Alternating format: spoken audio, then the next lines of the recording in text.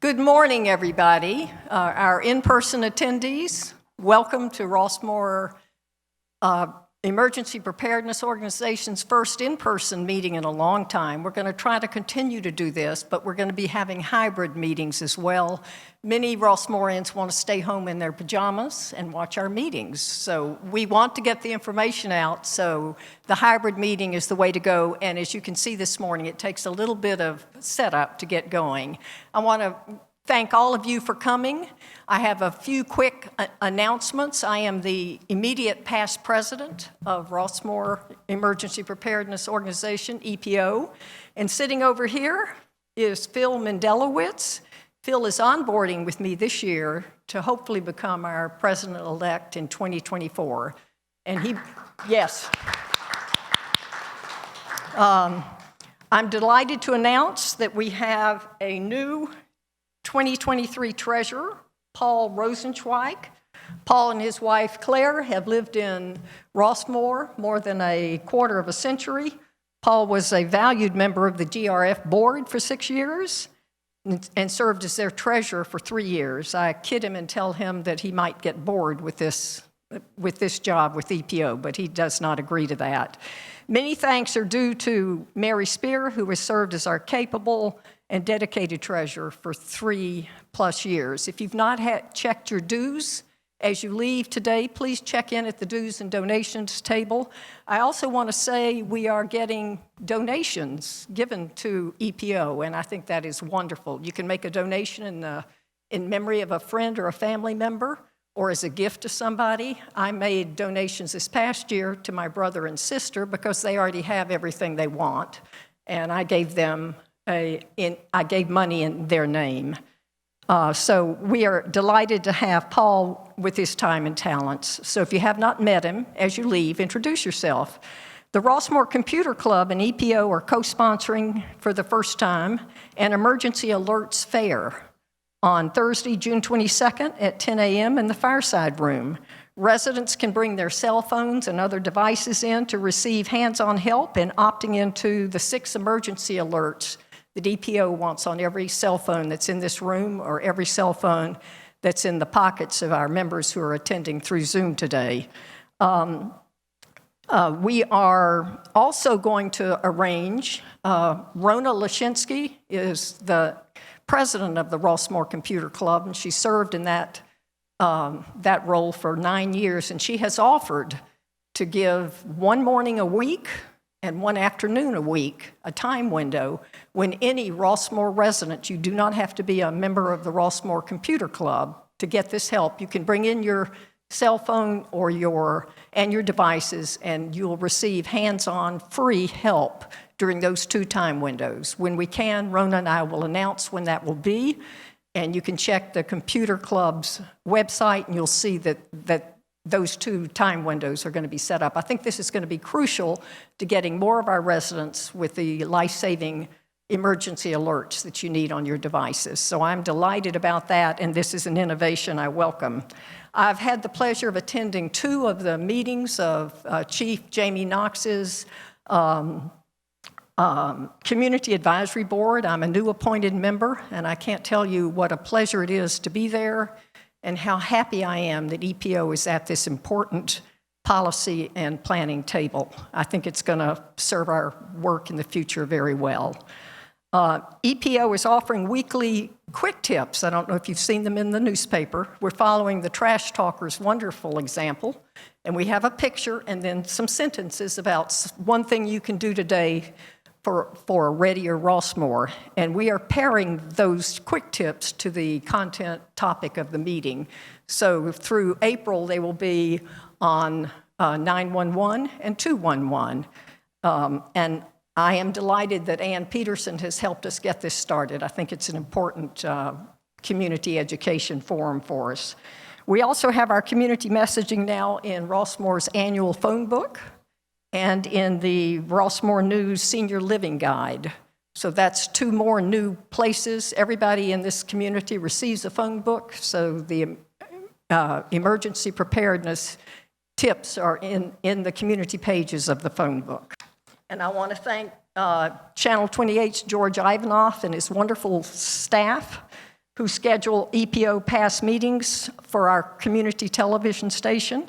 George has done yeoman's work in widening our ability to serve the emergency preparedness needs of all who live and work in Rossmoor, and I thank him and his wonderful group.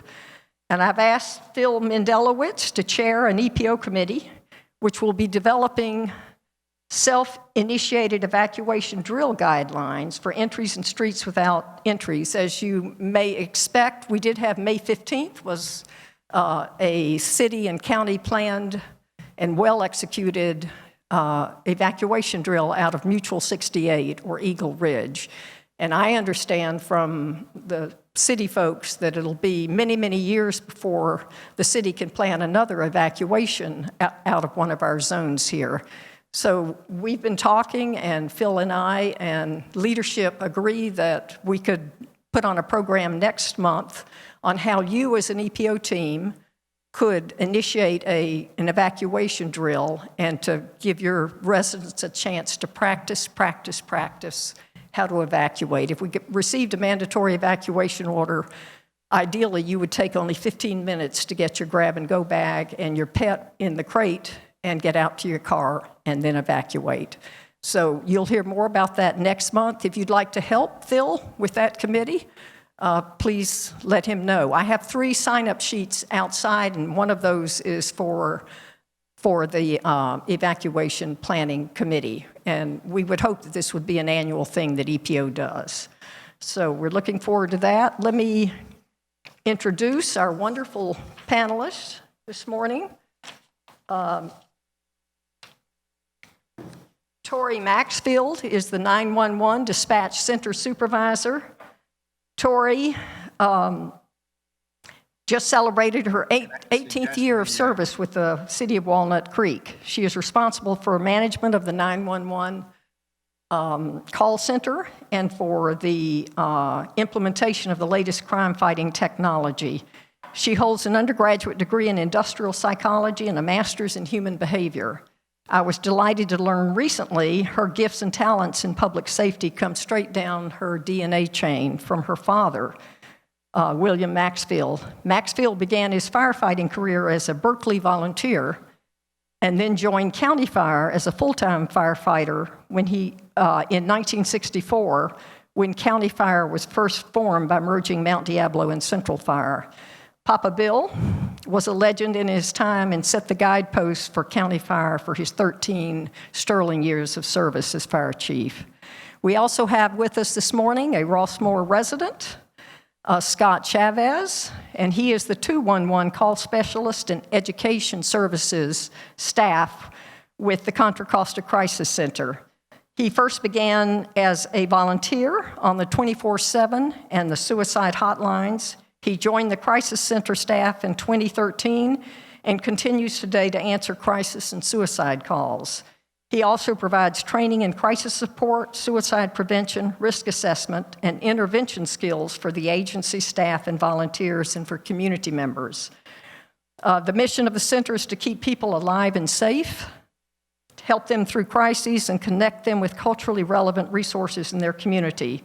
The Crisis Center is celebrating its diamond anniversary this year, having capably served our county for 60 years. So I want to welcome Scott to the panel.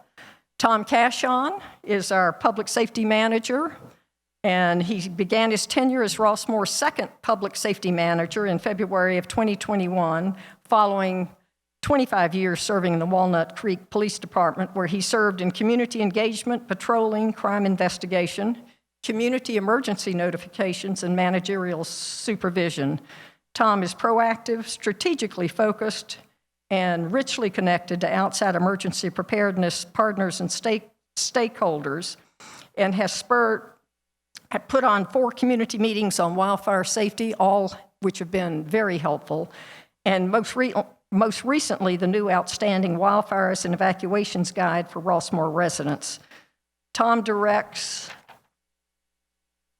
the operations, all public safety operations in our vulnerable senior community, and he's a liaison with law enforcement, county fire, county emergency operations, and directs the foundation's emergency operations plan. Tom holds a master's degree in criminal justice, And as usual, Tom, welcome. We also have Lieutenant Drew Olson here, our Sector 1 Area Commander. Lieutenant Drew is a 17-year veteran of the Walnut Creek Police Department, serving now as our Sector 1 Area Commander, which includes Rossmoor and all of downtown Walnut Creek. He was a major player in our city's successful May 15th, 2022 evacuation drill out of Eagle Ridge, Mutual 68.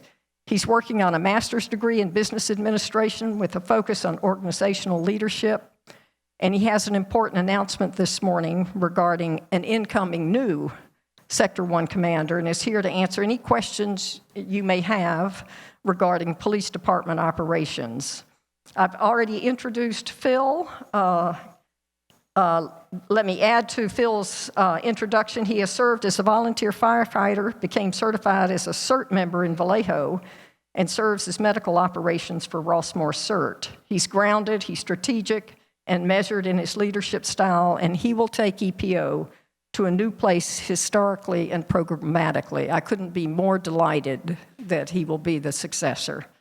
Colene Reams-Trinterud is here. She is the Red Cross Blood Program lead. She served as EPO's past president for 5 years. She now leads the co-sponsored quarterly blood drives here in Rossmoor. Golden Rain Foundation, EPO, and Red Cross have joined together for this very important and life-saving work. Welcome, Colene. So, Colene, if you would come up. Fran needs to be... Hi, everybody. It's really a pleasure to be here and actually see faces. And is that better? Okay, thanks. Anyway, it's just really a pleasure to be here and see all the faces for a change. And I know we're also on Zoom. It's really kind of kept our community of EPO and the blood drives all together. The last drive that we had here, and we do try to have all of our drives here in this room, in the Fireside Room, for consistency. But the last drive, things happen with a lot of other agencies, and the Red Cross had a person that got sick, so half of our drive last time, as Fran mentioned, we give them quarterly now, had to be canceled. So we didn't have as many units come out of that blood drive as we have in the past. We're given 44 slots and appointments to fill up. Our next drive coming up is going to be next Tuesday, not this Tuesday, next Tuesday. And we only have, out of the 44, we have 5 slots left. If you want to make an appointment, then go to Rossmoor, CA, and when the zip code comes up, and then you'll get in, or give me a call. Okay, so my information is on there. Feel free to give me a call anytime. Okay, so we have 38 of the 44 slots open, and I wanted to let you know that we have had counselors. We've had people from the Rossmoor News, some of the employees in Rossmoor News, but mostly it's all of the Rossmoorians. And they've been so generous with their blood. And it's so important because every time you give blood, for 1 pint, it saves 3 lives. I mean, that's just amazing. And right now, there's a great shortage. So what the Red Cross is doing is they give little perks. So this time, it's a Snoopy dog with a Red Cross on it t-shirt. So if you sign up for a blood drive for this coming 11th, and it's only going to be until the 23rd of April that this promotion is on. But it just gives you a fantastic feeling when you put the app on your phone and then you get notified your blood has gone to help somebody in John Muir, in Kaiser, here locally, because that's where they take your blood and they go first. So you're doing a huge, huge service. So please contact me and find out if you can get blood. And if you can't, talk it up. Talk to other people. Right now we're giving quarterly blood drives, and they're not on the website yet, the correct dates, but they will be shortly. Okay, I was going to talk a minute about what's called Power Red, and if you're a certain type of blood, O negative or B negative, then you can give, or O positive, then you can give what's called a Power Red, and it actually, you give 2 pints of blood, but they put the liquids back into your body in this process. So it's of great service to be able to do it. You have to be, this is kind of cracks me up. The male donors only have to be 5'1" and 130 pounds, but the female donors have to be 5'5" and 150 pounds. So anyway, so that's my little spiel for today. Please, if you have any questions, but give a gift of life. Thank you.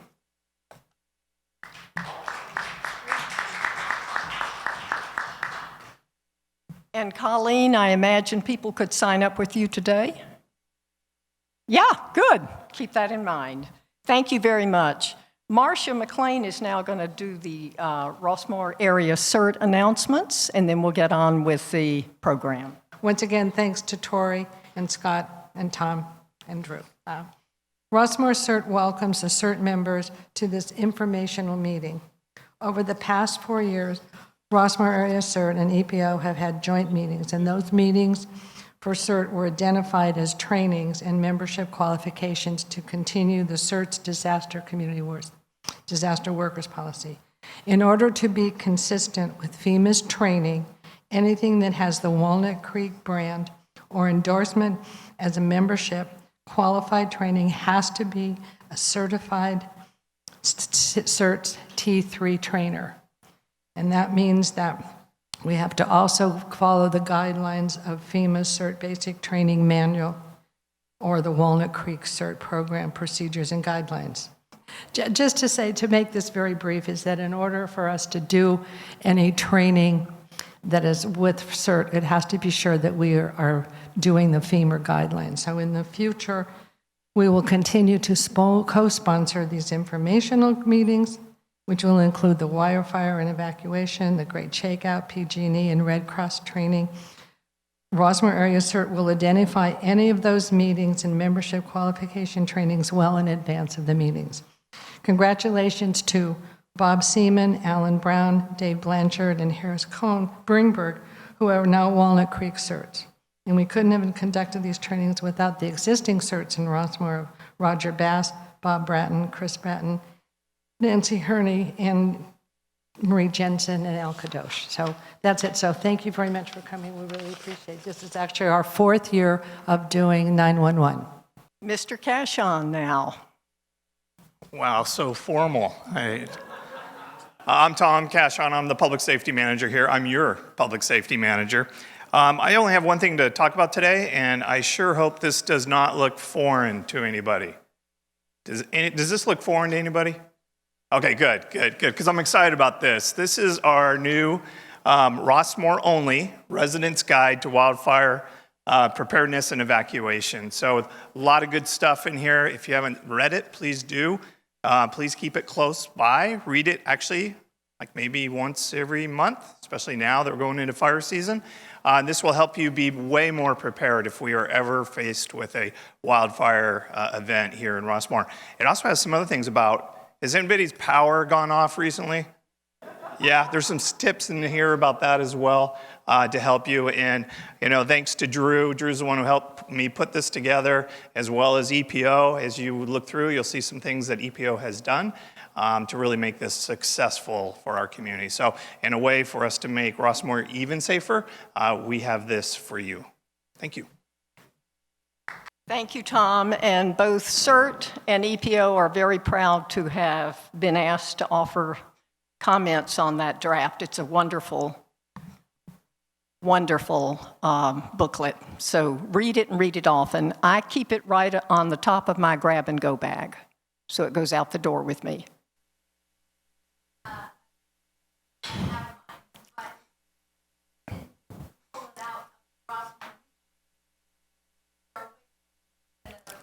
Yes, you can get them at various places throughout the valley. You can get them at the MOD. We have them there.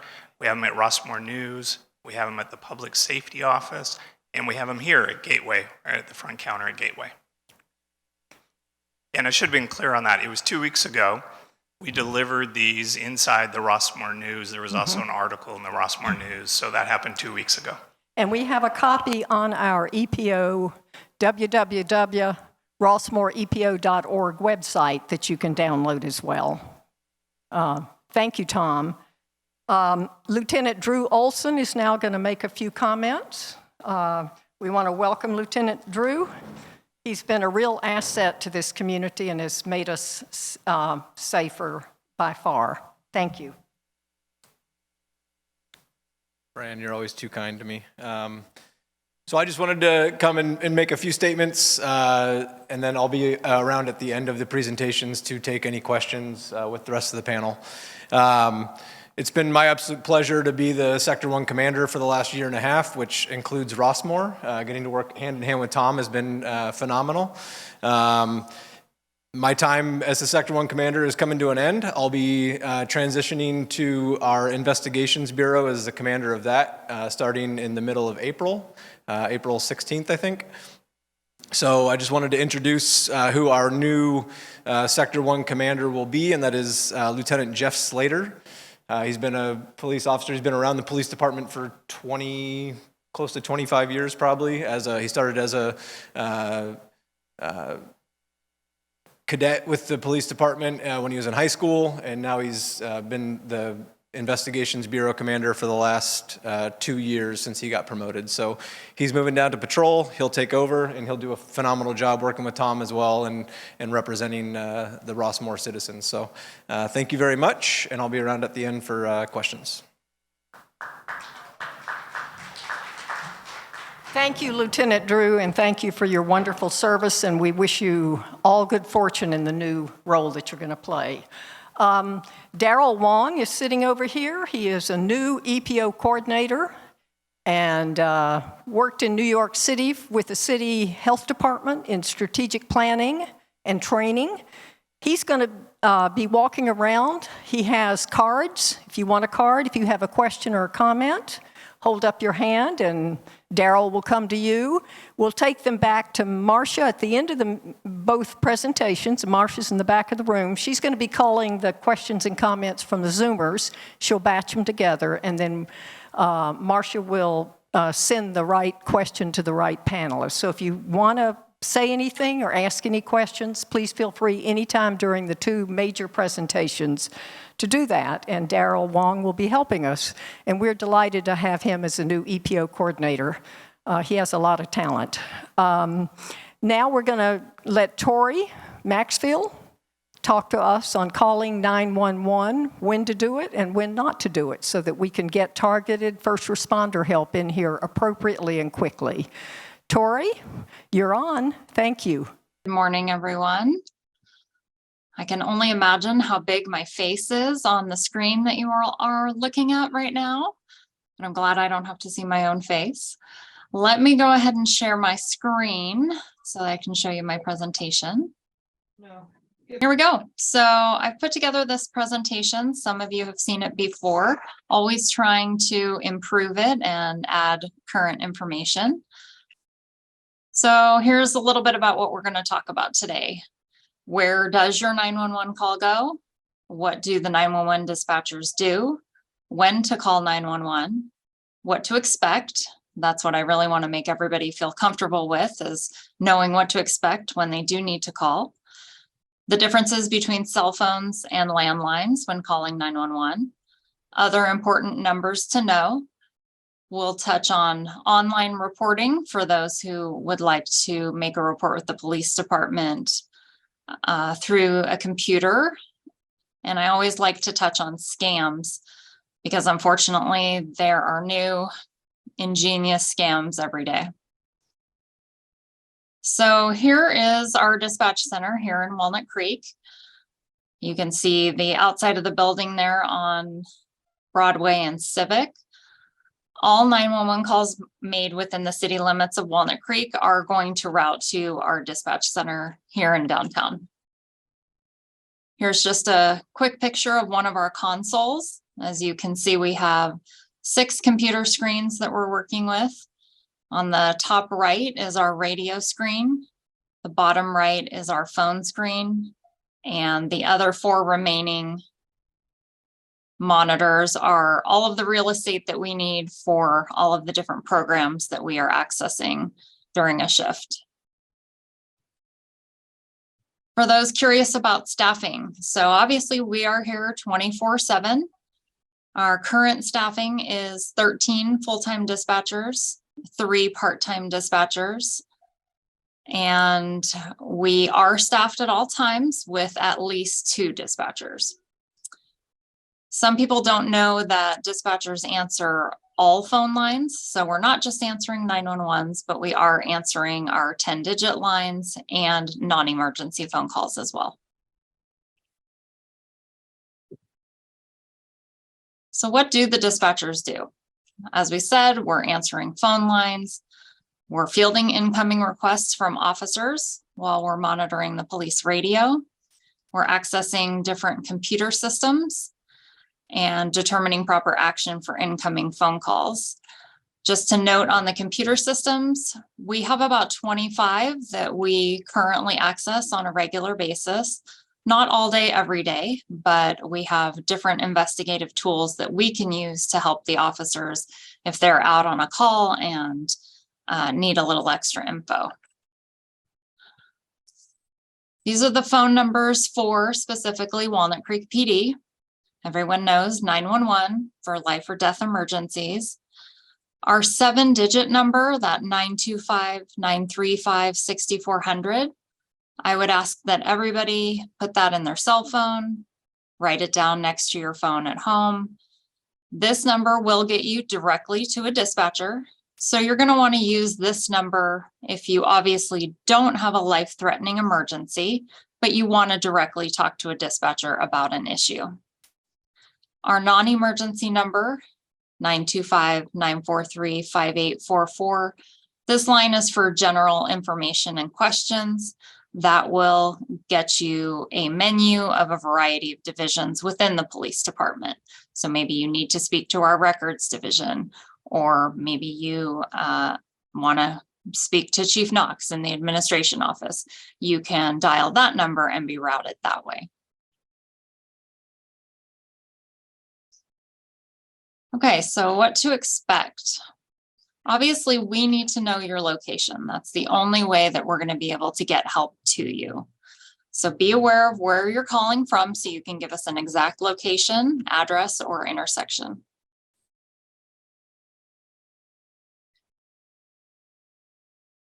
So landline phones are programmed to route 911 calls to the appropriate answering center, and we get a lot more information on our screens about landline calls. Cell phone calls work differently. We are still using the technology for the most part that started the 911 system. That is rapidly changing, and we are implementing new technology that's called Next Gen 911. So that's going to enable us to be able to determine your location from a cell phone much more accurately. We have a couple of different systems that help us now to pinpoint your location on a cell phone, but it's not always 100% accurate, of course. So we want to make sure that we can get the information from you voiced to us to confirm that the information we have on our screen is correct. As you'll note on here, sometimes your call can get bounced to another cell phone tower, depending on how many calls and how busy that tower is. So occasionally you may get the sheriff's office or the highway patrol or something like that if you're calling from Rossmoor.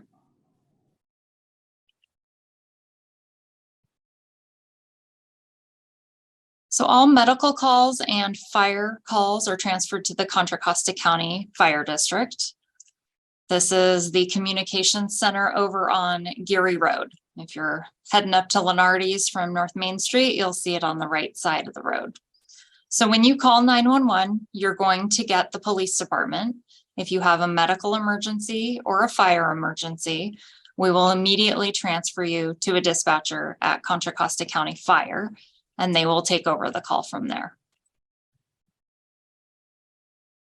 So let's talk about what questions you're going to be asked by both the police department and the fire department. Again, address or location of the emergency. We want to know what is happening, who is involved, if there are any suspect and vehicle descriptions, the time element. Did this just happen? Did this happen overnight? Did you just discover this? And of course, we're going to want to know your name and phone number in case we need to contact you.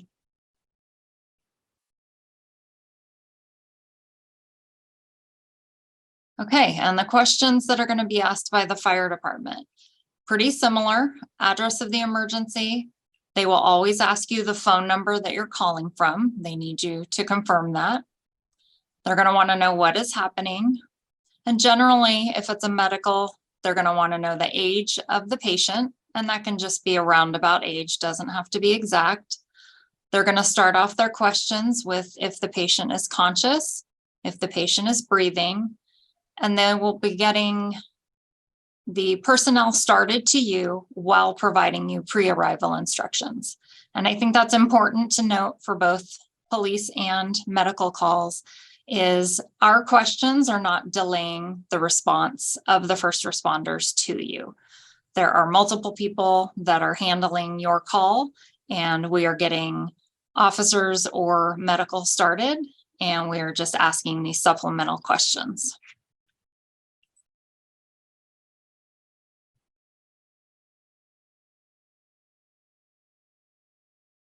Okay, so when to call 911? Any in-progress crime, robbery, burglary, prowler, fights, anything of that nature. Any life-threatening situations, certainly a traffic accident with injuries, definitely call 911. Any serious medical emergencies. And on top of that, you can even call for non-serious medical emergencies. We have people that sometimes just need a transport to the hospital. They may have fallen. They just need assistance getting up. You can absolutely call 911 for that. Of course, any type of fire. Oh, and here we are on the next screen. So where else might your call go? As I said previously, it could go to the California Highway Patrol, especially if you're near the freeway. And because Rossmoor is right on the border of the Contra Costa County jurisdiction, occasionally a call may be routed to them. If you simply tell them where your need is, they're going to transfer you to the appropriate agency. So this is a big one for us. If you have accidentally dialed 911, just stay on the line, let us know that you're okay and that you don't need any assistance. Otherwise, we need to call you back. We need to attempt to actually speak with you. If we can't do that, then we're going to need to send officers out to ensure that you're okay. We certainly get a lot of 911 hangups and accidental calls, especially with all of the different Apple products and other technology, which is fabulous, but oftentimes it's erroneously calling us. I would say with cell phones, people love to just throw them in their cup holder, and somehow that activates the buttons on both sides and we'll get a call. Apple Watches, of course, if you hold down the button on the side for any length of time or have your wrist bent up, it can call us on that as well. So just be knowledgeable on how all of the emergency and safety features work on your devices and do your best to lock your phones. And again, if you do call on accident, just pick up the phone when we call you back and let us know that you're okay. We implemented text to 911 a couple of years ago. It is a state mandate, so all 911 centers in California should be equipped with text to 911. As the slogan says, call if you can and text if you can't. The reason for that is calling 911 is certainly quicker. Texting, there can be a bit more of a delay. The other thing with texting is 911 calls are routed with priority over the phone lines and phone systems. Texts are not, so it may not go through quite as quickly as you may want it to. That being said, if you are deaf or hard of hearing, or of course in a position where you don't want to speak because there may be a suspect or something of that nature, you absolutely can text 911. And if you look at the example on the right there, you just start a new text. You literally type 911 where you would type a phone number, and then you go down into the area where you would type a message. If for some reason text to 911 is not available, you will get a message, a bounce back message that says 911, text to 911 is not available and to call. That happens very infrequently though.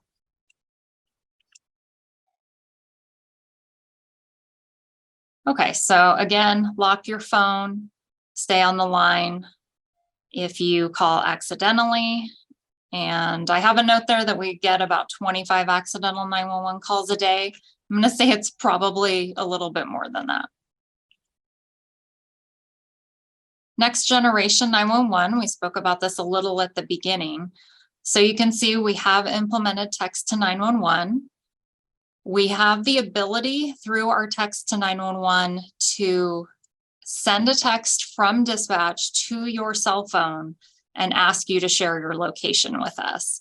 That's especially helpful for people in our open space that have gone for a hike that really can't even give us landmarks because a tree and a cow is not going to get us there. The next gen 911 will allow us to have different 911 routing options. It's going to allow for more location accuracy. And that's obviously the technology that we're really looking forward to, getting away from the legacy technology of the 1960s, which was amazing at the time, and getting into the 2020s. I always like to remind people, keep your cell phone and your software on your devices updated. That helps with location accuracy for us. Here are some other contact numbers. A lot of people still call 911, mostly accidentally, to get a phone number for information. So obviously that's 411. If you're having phone trouble, 611. We do get a lot of calls when the power goes out and we don't have more information than you do. So you can call PG&E directly, and their outage map online is exceptionally helpful to ensure that the outage has been reported in your area and an ETA to fix it. 211 is social services, and I know we're going to hear about that a little later. 211 and 211 Contra Costa online is an amazing resource with all sorts of information, and it really is kind of that place that you can call when you don't know where to call, and they will guide you through. I always like to touch on our online reporting system. This is at walnutcreekpd.com. And if you have a crime that you may just want to get a case number for, get some documentation for your insurance company, you can do that online. We will also be notified, of course, of the incident that occurred. And this is for low-level crimes, crimes that don't have any suspect information. But it's nice to have. You can do the report at your convenience. So it's just another option we have. Types of scams. Unfortunately, I see all sorts of people being victims of scams probably every day. Some of the more common ones, and I would say this one seems to be pretty prevalent right now, is the law enforcement scam, where someone will call, they'll pretend to be an officer or a deputy, even someone from the US Marshals. claim that you have a warrant or you haven't paid your taxes or something of that nature, and they want either your bank account information or they want you to buy gift cards. Anytime you get any sort of phone call asking for money, it's likely a scam. Please hang up. Please follow up with a trusted family member or call us at the police department and let us know, and we can guide you through. But that is, you'll never have a law enforcement officer call you and tell you that they need gift cards to resolve your warrant. I see a lot of scams involving Social Security and Medicare. Scammers like to prey on people and their fears about your Social Security getting canceled or your Medicare being restricted or something of that nature. Again, just be really, really cautious on email and on phone calls. Faux family member, we have had where someone calls, impersonates, say, a grandchild, and says the grandchild has been arrested and they need money for bail. Obviously, double check with your family and never send any money straight off. Lottery scams, just like they sound. Somebody's contacted you, said you've won the lottery and you need to pay some sort of fee in order to get the money. Half the time, probably more than half the time, you haven't even played the lottery. Utility scams, that will be usually somebody posing as PG&E saying that you owe a whole bunch of back payments and they're going to shut your power off. And lastly, computer scams. Something pops up on your computer or you get an email with a link. If you get any of that kind of pop-ups or anything like that on your computer, don't click on anything. If you want to verify, locate a phone number yourself and call the company, and you can make sure that you are protecting yourself. It's very tempting to click on a link, but be very careful about that. So when in doubt, I always encourage you, call 911 and let a dispatcher direct you. So if you're not quite sure if you have an emergency, you don't need to waste time worrying about that. Go ahead and call 911 and we will route you appropriately. If you know for sure that you just need to talk to a dispatcher, you can call that 6400 number, which I will put on the screen again shortly. These are two of our newest dispatchers here. That's Hunter and Brianna. They're here weekend day shift if you are in need of our services. And again, there's that 925-935-6400 number. That is the end of my presentation, and I'm happy to take questions whenever we are doing that. Thank you, Tori. What a rich and helpful presentation for everybody within earshot portion, and isolate it and put it on our website on how to call 911 and when to call. Thank you, Tori, and we're going to have Scott Chavez come up and do 211, and then we'll take questions from our in-person attendees and from our Zoomers. Let's welcome Scott. I'll just let you all know I work for the Contra Costa Crisis Center right here, and as we heard at the beginning of the meeting, this year we are celebrating 60 years of our nonprofit agency serving Contra Costa. Here we are. And so, in fact, I guess that the agency can now move into Rossmoor because we are old enough to meet the minimum age requirement. So I suppose we'll be looking for some available office space. We're actually in the Shadelands business development. So while we serve the entire county, we are actually right here in the city of Walnut Creek. All right, here we are. This is the first panel, the multicolored card there of a three-part, three-panel wallet card that we developed with the county mental health department a few years ago. The three panels have to do with suicide prevention, but the reason that some of those panels we obviously can't see right now, but we have the phone numbers there. So to reach us, as we already just heard, just dial 211. And I will be talking about the services for our county and then giving an overview about what 211 is about, where it does exist around the nation. And just to give you a preview, it's about information and referral services for services in the community, community-based services that help people with their various needs. So we answer the 211 line here for Contra Costa. We've long had an 800 number, so you can see it there. It also works, 800-833-2900. We have also developed the texting, and indeed it is just a little bit more challenging to try to give the information over the texting, but people are welcome to text. Text the word HOPE to 20121.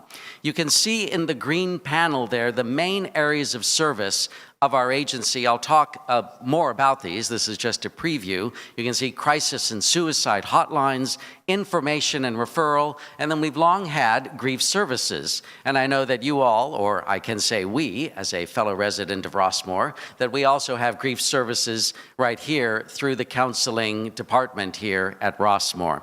All of our hotlines are available 24 hours a day, 7 days a week, all the time, all day, all night. Everything that we provide to people in need is free of charge and confidential. By the way, sometimes people ask about the limits of confidentiality. Certainly when it comes to life and safety, then we will break confidentiality for the sake of saving someone's life. But in terms of the details of what anyone might say, we can keep that part confidential in order to get a welfare check to the person to help keep them alive and safe. Next slide. So our mission, we already heard this at the beginning of the meeting, to keep people alive and safe, help them through crises, and provide or connect them with culturally relevant resources in the community. Next slide. So here's an overview of the services. We have more slides coming up with more details. Certainly I've already referred to the 24-hour crisis lines, our 24-hour info at 211, info and referral. Then the sub-bullet points there are some of the specialized programs. Again, we have a little bit more information. This is just yet another preview. So we are part of homeless coordinated entry here for Contra Costa. We have had and continue to have COVID-19 updates, assistance, when people need assistance related to isolating, particularly those who are homeless, we can help them out or guide them in that. And then eviction prevention for people who have had difficulty through the years of COVID. And then right there, the third bullet point is what brings me here today to this meeting, and that is disaster response and public safety power shut-off updates and information. So more coming up in a moment. We have a contract with the statewide Help Me Grow program, which is for families with young children, and then also Kick It, California, to help people to stop smoking. I already mentioned grief support, community outreach. Next slide. So just to give you an idea of the variety of the calls that we answer at our center here in Walnut Creek. Certainly 211, info and referral, social services, health services, assistance for those in need. Then we have long been a suicide and crisis line. So we have there then the suicide-related calls and the crisis and grief-related calls. Again, 24 hours a day. I'll show in another slide and I'll comment about the new national line, the new digits of 988, the national line. But we have existed and been fielding these calls and answering these calls far longer than the national line. And we are a part of that national line. So if an individual has thoughts of suicide, then they can dial the national line or they can dial us locally, either way. Or if you are concerned about someone else and you think that that person might have thoughts of suicide, or you know that the other person has thoughts of suicide, give us a call and we will help and guide you for how to be helpful and supportive to the other person. Then there are the final main bullet point, crisis and grief. And that is someone in a moment of crisis, just something going on and they want someone to talk to about it, maybe for a little bit of time. And we can do that. We can help people in that moment. So you don't have to have thoughts of suicide at all to call about that.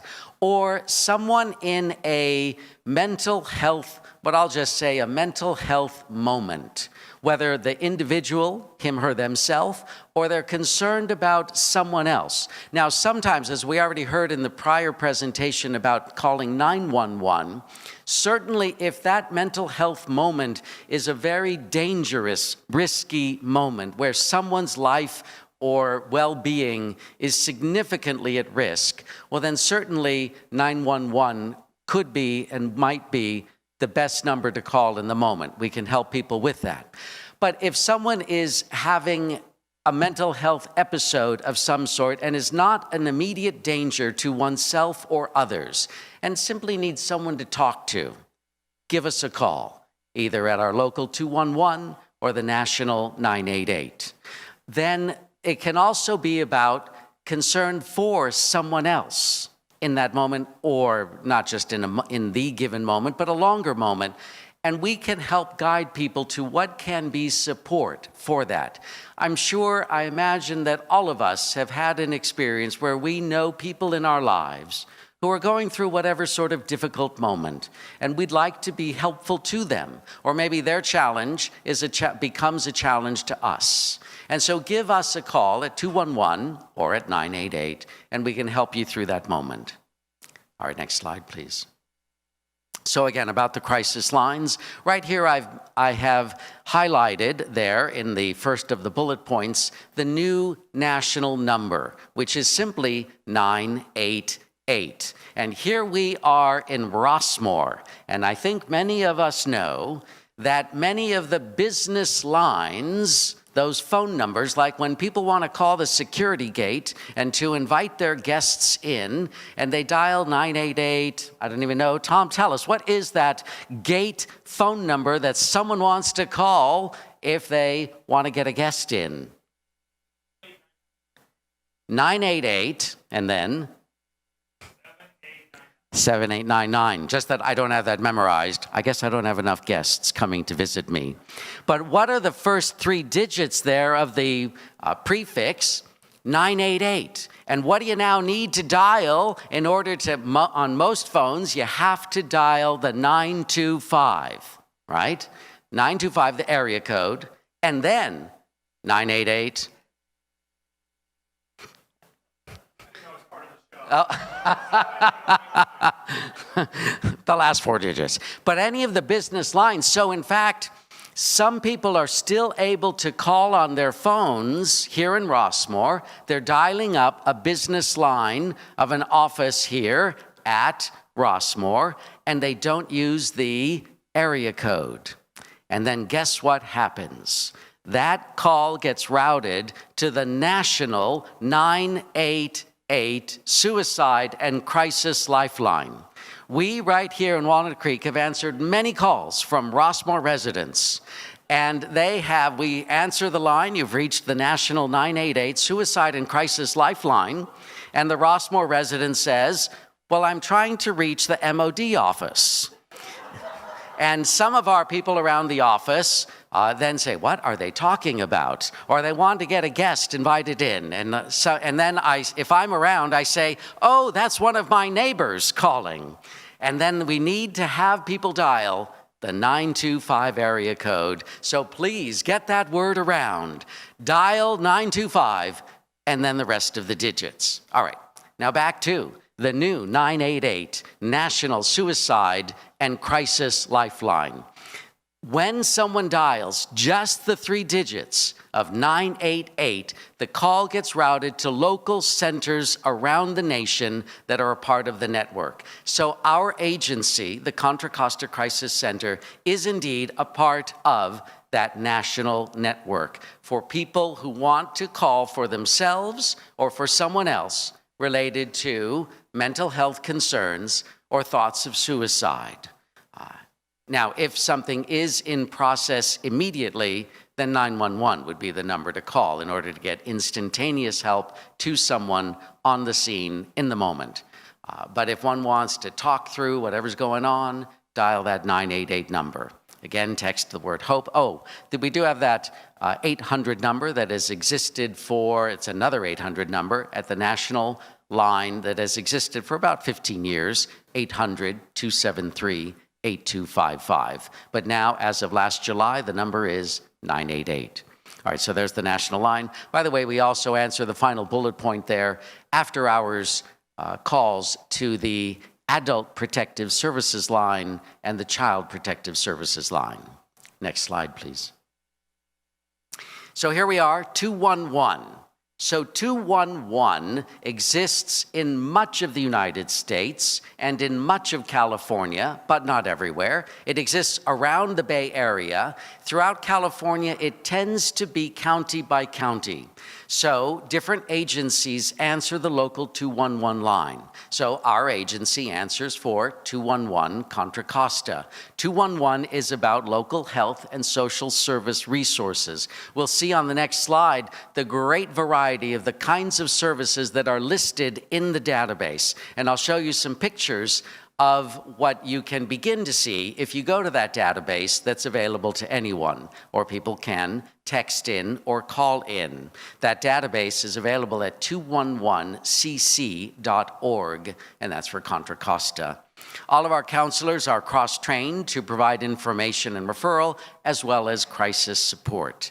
And then we are also, any of the 211 services, part of our task is to be available to provide information and guidance in a time of community disaster, in terms of which areas need to evacuate, or to where to evacuate, or where will the Red Cross be, so that we can relieve the burden of the 911 line and reserve the 911 line for absolute emergencies, life or death. But for information, call 211. Next slide. So here is a lot of small print. I'll read through quickly the kinds of services that are in any 211 database and which are in our 211 database. We don't provide the services ourselves most of the time, but there are many agencies and departments of the government that help to provide these. So, COVID-19 updates, rental payment assistance, eviction prevention assistance, PG&E payment assistance, PSPS Preparedness, and that is Public Safety Power Shutoffs. Homeless services, low-cost housing referrals. I always like to pause right here. So again, we serve the entire county in terms of serving those who are homeless or at risk of becoming homeless, those looking for low-cost housing. We know the services that are out there, but there are, as well we may know, never enough. There is never enough. But we do know what is out there. So if you happen to know people in need or you're concerned, give us a call or they can call us. Let me go on. Food resources, food pantries, prepared meals. And some of them come right here. You all may be aware of that already, right here coming to Rossmoor. Mental health services in the community. Of course, there is the counseling services here at Rossmoor. Mobile crisis response teams, what's now called in our county A3, recently named, and that is anytime, anywhere, anyone. I may have those in the wrong order, but it's anyone, anytime, anywhere. Although truth is, right now, they're building up, and they have teams that will go on site, potentially, to where someone is in a mental health crisis, to be present and help them on the scene. Sometimes the police will accompany them, maybe not sometimes, depending upon any level of potential danger. Going on, physical health resources, that is for doctors, medical personnel, dental care, substance abuse services, Kick It California, that is to help people to stop smoking or vaping, financial assistance in general, free tax preparation. I believe that's going on right now here in Rossmoor and in other locations throughout the county. Low-cost, high-speed internet for those that qualify, families and individuals. Legal services, education, job training, parenting support. Any young parents here? We can help you out. Senior services. Any seniors here? We can give you additional ideas. Yes, I think there are one or two. Disability assistance, veteran services, LGBTQ+ support, domestic violence, relationship violence, sexual assault, and rape support. There are agencies that help with those needs. Next slide, please. If you go to 211cc.org, this is what you will see first. So it is possible to do a search by typing, but there are also these icons. Next slide. If you were to click on that top icon of the suicide prevention ribbon there, the colors are teal and purple, then you would see that next collection of icons to get further help specifically related to suicide prevention and mental health. Next slide. We do now have an interactive map to help people figure out what services are available in a given area. Next slide. Here is a depiction of homeless coordinated entry here in our county, just in case, again, you know people who might need services. So you can see the top blue box depicts all the different categories of people that might be interested in learning about the services or needing the services throughout homeless for those who are homeless or at risk. And so first one is the consumers themselves, those who are homeless or at risk, law enforcement personnel, healthcare personnel, service providers in the community, and community volunteers themselves and members. And then the bigger box with the yellow border, you can see the three main ways to enter into the system of homeless services. So the first column there is calling 211. The next middle column, what looks like a brick wall, is to represent a brick and mortar building, and that is where someone can go in person. Now, there are a few places. These are called care centers. Well, two of them are official care centers of the county. One of those is right here in Walnut Creek, the Trinity Center on Trinity Avenue. We can say in downtown Walnut Creek. It's easily accessible for those who might not have a car. They can take BART, if they can get on BART, and then walk on over to the Trinity Center. So that's one of the care centers. So if you do need people, know people who would need that service, then that is a place where you can direct them. And then there is the core team, the core homeless outreach team. And they go around the county to meet people who are homeless and to try to assist them. They go to encampments. They provide transportation to the shelters. There are three main shelters operated by the county. There's also a warming center, so to speak, overnight bed. I can tell you, sadly, there is never enough. There's absolutely never enough. But again, we do know what is available. So that is homeless coordinated entry. The goal, of course, is to try to get people into a stable housing environment when that's possible. Next slide. So I'd mentioned Help Me Grow. I'll just quickly go over this because I presume most of us don't have children aged 0 to 5 here. But it is a program, and it's to help the parents to identify or to understand and identify developmental milestones as their young children are growing, and to identify if there are any needs, any developmental delay or developmental disability, and then to help the families to get assistance as soon as possible. There is a specialized database with information for the families of young children. There's a specialized resource directory map, and believe it or not, there's a specialized mobile app that people can download free of charge. All of that. All of this is the Help Me Grow program. It's funded through tobacco tax money here in California. So I always like to tell people, get out there and buy those cigarettes and then throw them out. And if anyone does use them, then give us a call and we'll refer you to Kick It California. And they are also funded by tobacco tax money. And their goal, of course, is to help people to stop smoking or vaping. All right, next slide.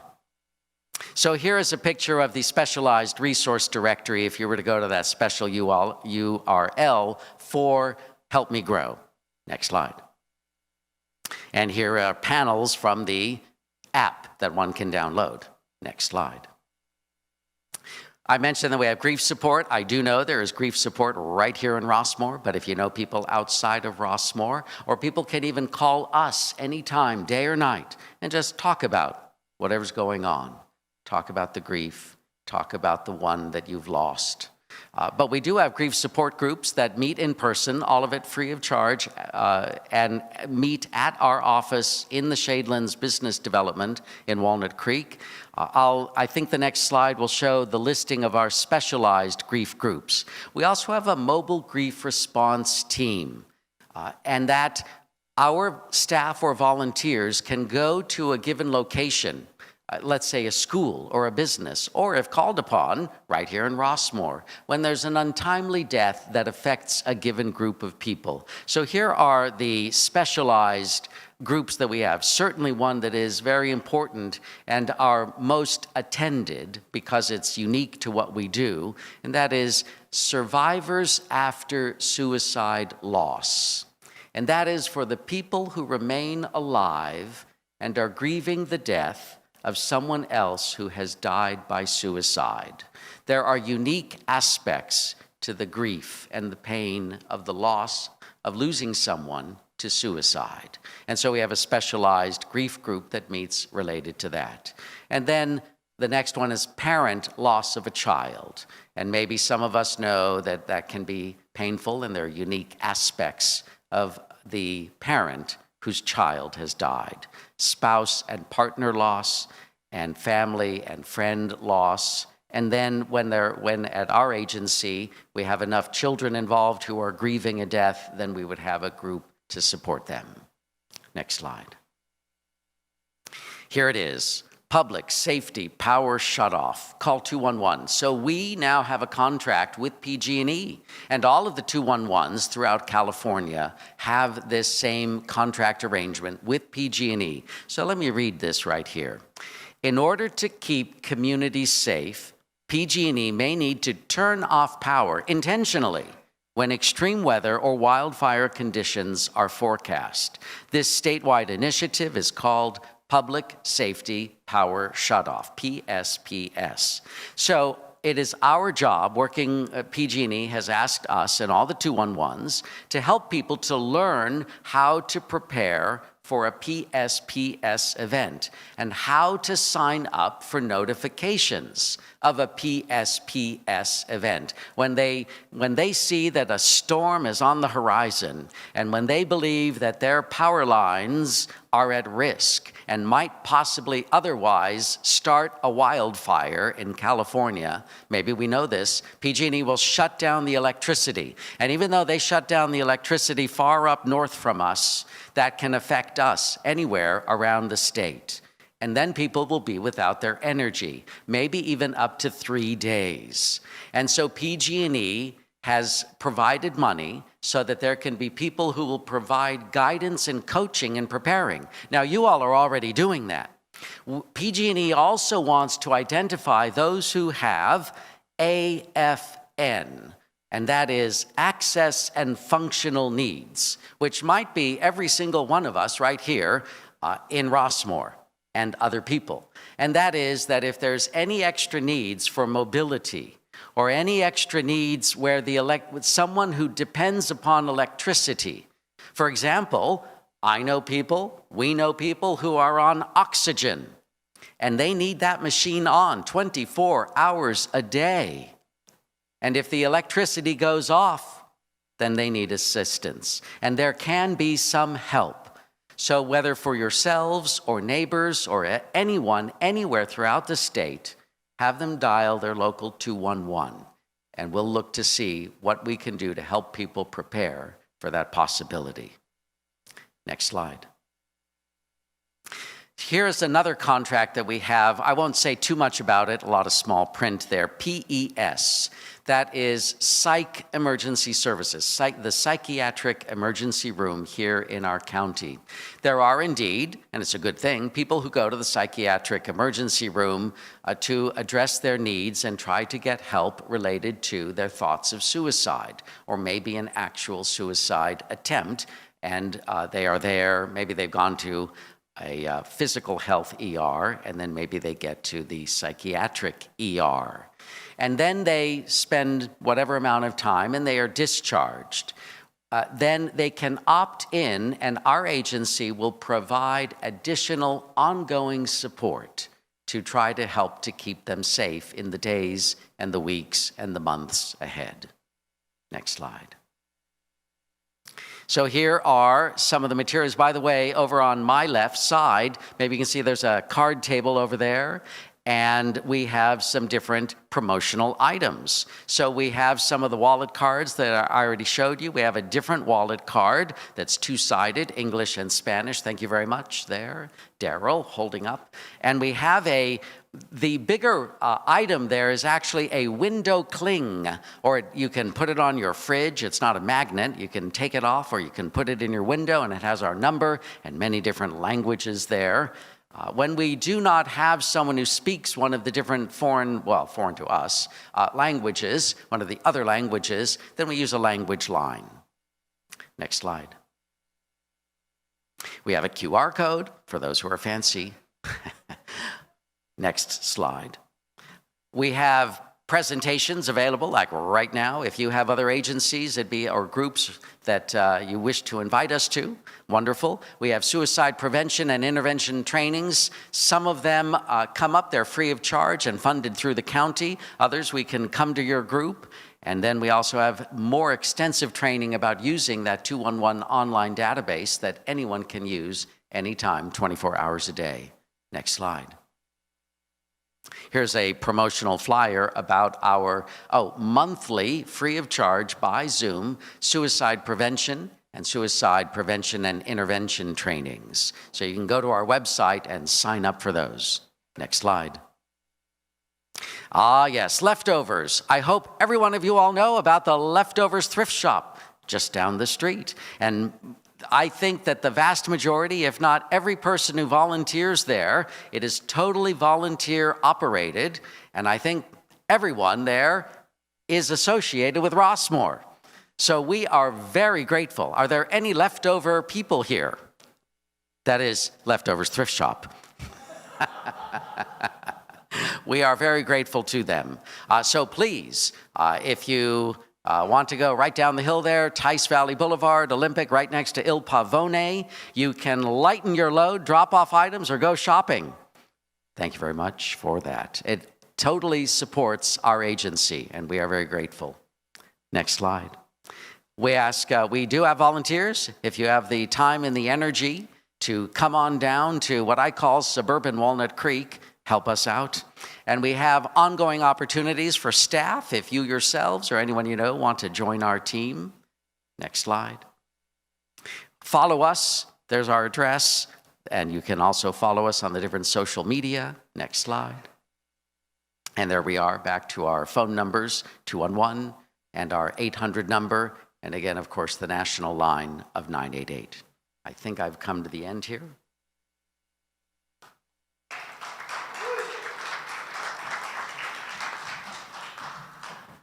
Thank you, Scott. What an energetic and wonderful presentation. This is the Contra Costa Crisis Center has something for everyone at some time or the other. What a rich resource for Rossmoor and for our entire city and county. Thank you, Scott, and we'll see you again next year. You'll be a repeat, sir. Marcia's going to now come up and ask our presenters questions that may have come through.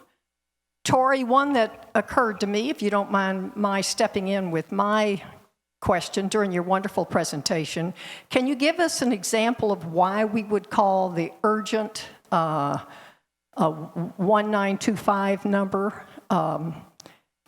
the number that you said you call if a situation is urgent?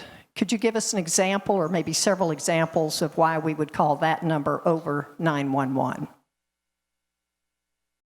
Yeah, so you would dial that number. Let's say your car got broken into and you didn't see it happen. You woke up and discovered it. Your car got stolen. Something was vandalized. Anything that you need to report to the police department, but that is not happening right now.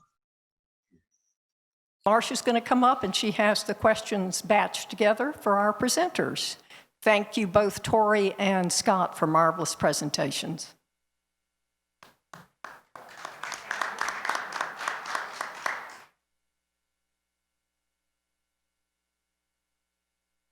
Okay, after the Q&A, will you all just sort of stay around a little bit because we have some more information? So I have a question for Tori. Tori, if you have only a cell phone, should you call the 925 number or the 911 number? It just depends on what you're reporting. So anything that's urgent or an emergency, 911. If you have just a need to contact the police department, call that 6400 number, program that into your phone. Okay, for Scott, would 211 services be the same everywhere in California or other parts of the U.S. as well? The 211 services are mostly the same throughout the entire state and throughout all of the United States where they do exist.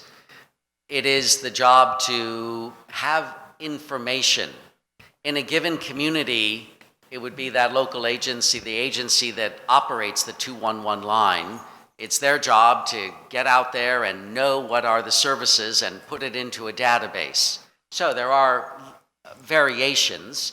Different 211 services throughout the state or throughout the nation might get different contracts. I know that Alameda County 211 sometimes has more they have more contracts related to housing than we do here in Contra Costa. So just a little bit more information. Okay, and while you're on there, what languages are available on 211? Well, what languages are available? In a sense, most any. However, certainly most of our people speak English. And then we have a number of people who speak Spanish. And then after that, it just depends on who's there at what time in terms of the volunteers and staff. When there is a language that we don't speak, we then use an interpreter service. And so some 100 or 150 languages that are available. Super. I'm not sure who to give this question to, but it's in regarding to the evacuation. Is there a report on the lessons learned from the evacuation drill of Mutual 68? Tom, would that be something? Yeah, sorry about that. That was loud. Yeah, there were some learnings that we discovered, and I believe the city was putting together the little fact sheet. I'll follow up with the city and find out where it is, but essentially it was a success. Some of the main things that did stand out was programming your cell phone with the county warning system phone number, because we found out that that came in on some people's phone numbers as spam. So if it's a evacuation and it says, and they're calling you and it says spam, that's not a really good thing to happen. So I know the city and the county are working on that as well. But if you program it in your phone, it will come in as what you program it. Super, thank you. For Tori, when you're not in an address and you're in an open space, an open road, can you use your GPS from your cell phone? Yes, you can use your GPS from the compass phone and provide that to us. Additionally, it's helpful to know where you entered the open space. So if you're able to tell us you were on a certain street and entered at a certain location, that's helpful as well. Thank you very much. One other thing is, as a Rossmoor resident, if you call 911, be sure to give your entry number, because we have to be sure, that the police understand or the emergency services understand that. And the question was, will this presentation be available? Absolutely. The Channel 28 will be showing it, and also it will be on both the CERT and it'll be on the EPO website as well as the EPO YouTube channel, and that's the same thing for the CERT YouTube channel, which we'll post that again. This is a question for 211, and it's a woman who's a caregiver, and she is a little bit concerned about the whole public power shut-off. Can she touch base? What would be the best thing for her to do? For call you or call 211? Simply dial 211. Okay. So for anybody that has that question, and I think that if we want to go to the last EPO slides, and also the information one that has that has the contact information and the thank you. And if you'll just, if there are any other questions. Okay. Oh, yeah. So once again, want to thank you for our panelists for coming and for thanking the audience and those on the Zoom. And so Roomy and Zoomy is working. It's going to take a little bit of while, but we'll be able to figure that out. And if you'll just stay around just a little bit longer after the Q&A so we can pop up those information. Thank you. Once again, thank you very much. Thank you. Slide is about a new app that is meant for when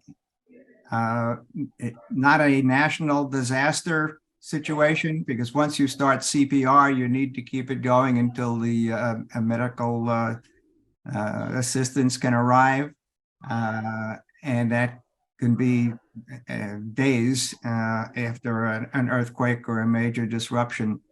But on an everyday situation, when you call 911 for assistance, and you expect to get help in a fairly short period of time, and someone in the family or someone in a meeting has a cardiac situation, this new app will walk you through very simply the steps to check on a person to see if they're conscious,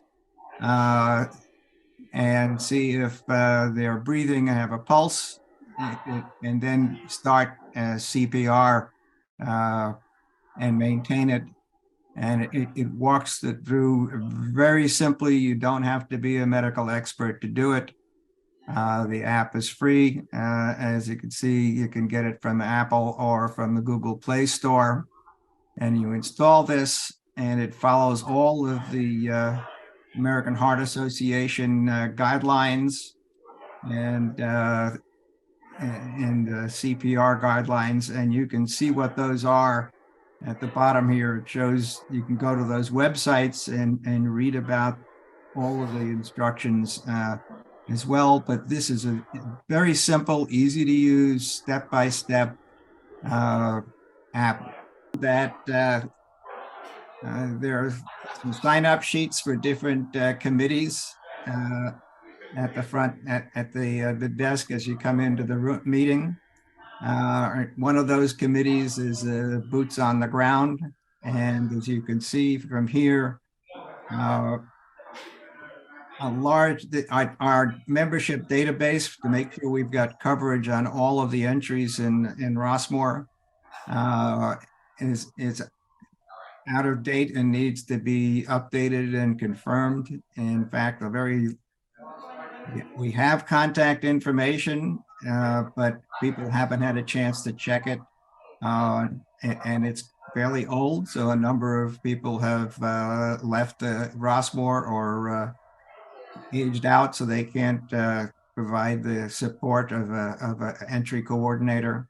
And that's in yellow here. We need to just make phone calls or send emails to confirm those. If we can't get any information, then with this red section shows how many of our units and entries are not covered at all, and we don't have enough information. So that we're asking for committee support for those. And lastly, this is all the contact information for our speakers.